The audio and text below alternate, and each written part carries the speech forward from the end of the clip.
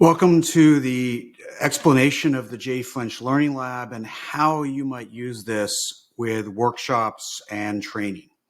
So we're going to lay out a bunch of different options. I'm going to sort of walk through some different styles and approaches. So I'm going to cover as much detail without going over the top. And to be clear, we'll while we won't design the workshop for you, we will work with you and discussion about how you might do it for your particular needs. So first, just to point out, for those that are using a direct login, obviously they can link directly to the Learning Lab, but we also have a tab here right on the website just to take you directly to the platform. When you're here, you're going to see, so you understand how all this will fit in. You'll see the structure of the courses. So here's an example of all of the videos related to People Solve Problems, different sections of the book. And you see over here on the left where, each of the videos are there. So that's one example. I'll go into something like management systems. Management systems here is a whole set of videos. You click in and you'll start watching. You can even track your progress. So fundamentally, this is, the videos are laid out in small chunks and very bite-sized lessons. And so you can start to see, as an example, here's a 2-minute video, and that's the kickoff. Probably the largest video is probably 12 minutes within the whole set. So these are all bite-sized nuggets that can be designed around, right? You can use them in any combination, any method you decide to, as you go through this. So, the idea of the access of these videos, because they're broken down into small chunks, it's meant to be flexible use, right? You could watch a video a week for a long time, or you could chunk them all together. You could build activities within or between them, one video at a time. Now, just to share with you a core structure around workshop design, I want to kind of lay out what we call learn, apply, reflect, commit. So this is a framework for thinking around workshop design. You certainly don't have to follow it if you have your own philosophy, but it's a format, a structure that I believe works quite well. The learn is really where a lot of the video production would fit. So you would stick those videos into the learn step of the process. So most of the workshops I've ever designed, you would follow learn, apply, reflect, commit many times, right? So you might throughout a day or hours, you might follow that sequence a couple, maybe a few, maybe 10 times in the whole process. So learn is where you get it into your head, you understand it. Again, that's where the videos would likely fit. Then you have apply. Apply is where you put it to work. You actually get to practice it, put it in your hands, do something with what you learned. This could be anything from a simulation to an activity, or real life activities, real life applications. And I'll show you examples of where that can fit into a workshop. Reflect is where we pause and we kind of look back at our application, connect it to the learning, and internalize it. So that's where we say we kind of go to the heart. So head, hand, heart, learn, apply, reflect. Now we start to believe it because we look at our application, we internalize it, and really extract the most learning out of that. The commit step is where we kind of now go more towards system, right? As more out of body. But what is the system of application? How are we going to commit to using this on an ongoing basis? Now, it very much depends on the activity or on the content, what you're doing, but am I changing my system of work? Am I changing some standard work? Am I building a habit? What is my approach to ongoing application or effective application of what I've learned. So we don't want people just to learn it and then carry it around inside them and then hopefully it pops out at the right moment, but really be thoughtful, systemic about how they go forward. And that's how we think about the commit stage. So just laying this out as a fundamentally optional but suggested structure for how you might design any training or workshop. Now, what I want to lay out next is sort of options for an asynchronous group or a virtual group, right? So virtual, hey, we're working over Teams or Zoom or Google Meet. And that can either be continually synchronous, meaning we're together for 8 hours. I think I've done a couple 8-hour workshops over Zoom. Perhaps not ideal in one continuous stretch, but often asynchronous. And this is a lot of how this particular Miro board is set up, which I will show you the structure here in a second. The idea of asynchronous is that we combine some synchronous and asynchronous activities. So we'll come together for a meeting and then send you off and you'll do some work, some assignment work. We'll come back together and discuss more as a group. So these Miro boards, I'm going to show you 2 examples. They were designed for this combination of synchronous, asynchronous, fully virtual workshops where the Learning Lab video content is included. So I no longer run these workshops, but these were our first iterations of the Learning Lab around how we would work with teams to learn the content. What we found, and this is really, really important to share, is why didn't we develop these workshops and build them into the Learning Lab?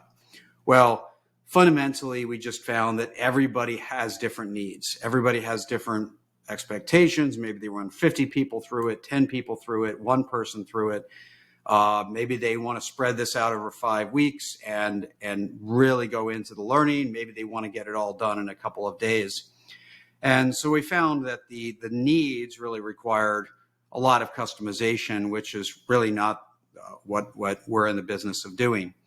So with everyone having the different needs, it made sense for all of you, those enterprise users, to design it to make it fit what you really want. Now, as enterprise users, it would be clear about these Miro boards. We don't have them for every topic because, as I said, we've stopped doing these. But any of the boards that we do have designed, we're happy to share with you, whether it's screenshots, whether give you access to a Miro board, let you even copy it if that's what you want to do. Nothing we want to hold back at that point. So any of our enterprise users would have included. We'll walk you through and share any of this access to this stuff that you want. So I'm going to share 2 examples and just show you how we've structured them. So this is a workshop around the 4 rules. And you'll see up here, the learn is of course, the videos as they go through that. And so that was on the Kajabi, but this covers the application, the apply, the reflect, and the commit. And then we have some room out here for a debrief where I would rejoin the group and go through, we kind of do some whiteboard and talk about some of their work. So that's how this fundamental board is structured. So let me just walk you through the apply, reflect, and commit activities. So again, this is for the 4 rules, and give you this example as we kind of zoom in here on the work. Everybody would have a row. I think you saw that here is a whole bunch of rows. We could set this up, and everyone, while working asynchronously, everyone can see each other's work, which we found very useful. At first, it holds some people accountable. They kind of say, hey, we're in the back half of the class. We're dragging we're behind on getting stuff done. But they also can look at each other's thoroughness and the quality of their work, or if they're stuck, they can just jump on here and see what other people are doing just to get through it a little better. So in this activity, we look through the first 3 rules: activities, connections, and flows. And row A, we asked them to find one good example in their work of a structured activity. So they would simply, write the text in here and capture that example for activities, connections, and flows. B, row B, they would find one gap, one opportunity to improve of each activities, connections, and flows. So use that lens and language to find opportunities to improve. Then they would pick one of these three for row C and actually design an improvement. So that's what they would put here, actually design how would I improve that activity, connection, or flow. And then fourth, we would say, okay, now actually design an experiment to test that improvement. Now, me being from outside the company, working with a group, we would, fundamentally, we would not really insist that people apply to actually finish that improvement. Now, if I'm working with a leader and an intact team, they said, yeah, we want everybody to do it. We simply provide that instruction and time the workshop based on that. So this workshop could be spread out over 1 month time, giving them time to make that improvement and implement it. But from the outside, very hard to audit that. When you're coming from inside, you may absolutely insist upon that if you're spreading this out over a period of time. If it's done over 2 days or something like that, then that's probably not going to happen. Now here we have the reflection questions where we get them to reflect on what they did. We give them 3 questions. How can the first 3 rules of activities, connections, and flows affect how you see your work? Get them thinking about that. How can a common framework for designing, managing, and improving work affect how your team collaborates? Reflect on that, capture your answer here. And then third is how can experimentation make improvement more effective? Reflect on that here. Now, what's important is what we did in these workshops is we would then have them read everybody else's answers. Really, if you're in a class, you might get a couple people speaking up and you get to hear from 2 or 3 people, right? And usually more of the extroverts in the room or the people that are more confident in their answers. In this way, we force them essentially to read everybody's answers, and they get to hear from everybody. And we found that actually much more effective than a lot of the past methods of learning from each other. And our forcing mechanism is we would turn on the voting function. So they would read through that, they get so many votes, and they would vote on what they found the best answers to be. And then when we would come back together, we would share the conclusions of that vote. So that was our mechanism in that workshop.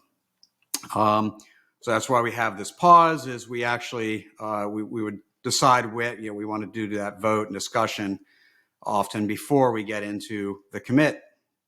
So the commit is, again, how am I going to build this into a system? And again, this is where being generic to all organizations, we can't make the questions super targeted. But inside an organization, you may already have some frames of reference that you want to use to actually structure this a little bit more. But what we did as the generic version of commit is what existing improvement mechanism, could be problem solving, Kaizen events, A3s, whatever that might be, can you integrate the 4 rules framework into?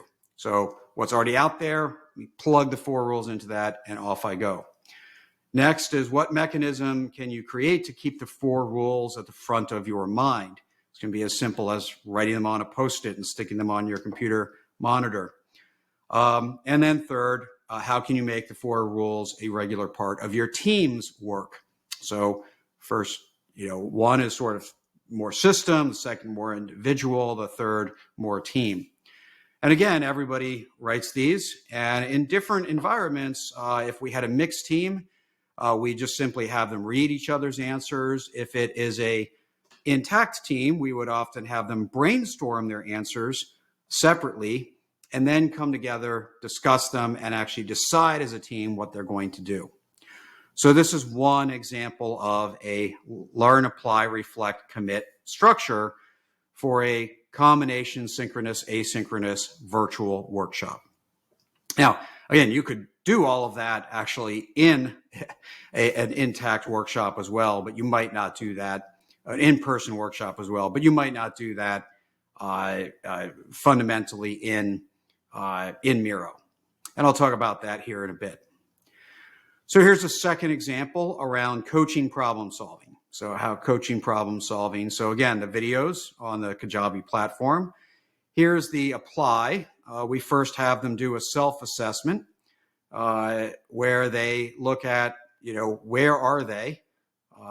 They move the dot around based on whether they're, are they more intuitive or process driven as a coach, or more relationship, or more single event or transactional as a coach.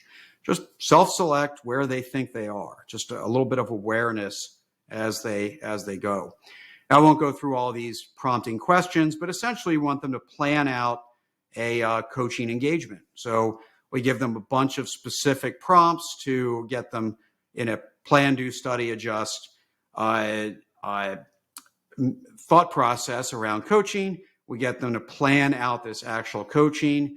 Again, coming from the outside, we would make it optional whether they would actually execute that coaching conversation. But if working with a leader, they wanted this to be required, we would simply remove the word optional and off we go. So this would be the application activity. And then we get to reflection, give you idea of reflection questions for coaching. When you focus on the method and mindset of being a coach, how does your topical knowledge or answers become more or less relevant? How does your planning and preparing for coaching change your approach and mindset? In what aspect, whether methods or mindset or relationship, is the highest leverage for your particular coaching success? And then lastly, we come to the commit assignment. What would you do to create a front door or initiation of coaching agreements? How do you structure that front door beginning? How would you capture, utilize, or improve your standard work for coaching? And what mechanism will you use to maintain coaching as a priority, such as managing your calendar? So this was the learn, apply, reflect structure. So giving you an idea here of how we structure these particular workshops. Now, when you're doing in-person workshops, right, you might have PowerPoint rather than and workbooks or whiteboards, easels, and all sorts of stuff, how you might use this. So fundamentally, you can really use this as an in-person workshops, the videos themselves, one of two ways. One would simply be pre-work, right? Go in, assign a set of videos as pre-work, and then when they come into the workshop, they already have some content. But second, you can certainly show these videos as inside the workshop, right? You grab whatever you need, your own content, might have case studies, discussions, whatever that might be, and the group simply watches a video together as part of the class. And so this is where some of these videos have been used for quite a very long time in some organizations where they are embedded in in-person workshops. So in many cases, the workshop may already exist, and then these videos start becoming embedded as a complement or an opportunity to enhance the workshops themselves. Now, the last thing we're going to cover is, what about individual learners? How might you do that? Well, fundamentally, I still go back to the learn, apply, reflect structure, but you might create a workbook or an online learn, apply, reflect, commit structure. So this could be done even at a smaller level, where you go into, in this example, problem statements, and for each video, one video on creating problem statements, it has its own learn, apply, reflect, commit structure. Or you could take all of the problem solving capabilities videos and then do an apply, reflect, commit structure. So whether you provide a PDF workbook or an online, use your LMS tools to build online working activities that gets saved and retained, either way, whatever the preferred tool as you do that. So simply we create an individually based structure where we give them an application assignment, room to work, reflection questions, just like I showed you, room to work, and a commit question, room to work. In this particular case, this workbook is studying cause and effect, and so it's the next capability, and we have an application, reflection, and commit. So in this particular workbook, which was fundamentally an experiment, so we do not have these workbooks for all content, actually quite very little of it, and this is really where we learned in working with companies that what they wanted was flexibility. So this was too granular for some and not granular enough for others, and so we simply stopped developing content in this way, allowing people to do it themselves. But for individual users engaging with their LMS system or simply engaging directly into our platform, this might be how they engage with the content. So wrap this up, gave you a lot of different ideas and thoughts to how you might structure your work, your workshops, your training, utilizing the Learning Lab content. But for enterprise users, happy to meet with me and have a discussion, and we'll talk through your particular problem, application, or idea, and maybe provide some other guidance for your needs. So I hope you found that useful, and good luck in your workshop development.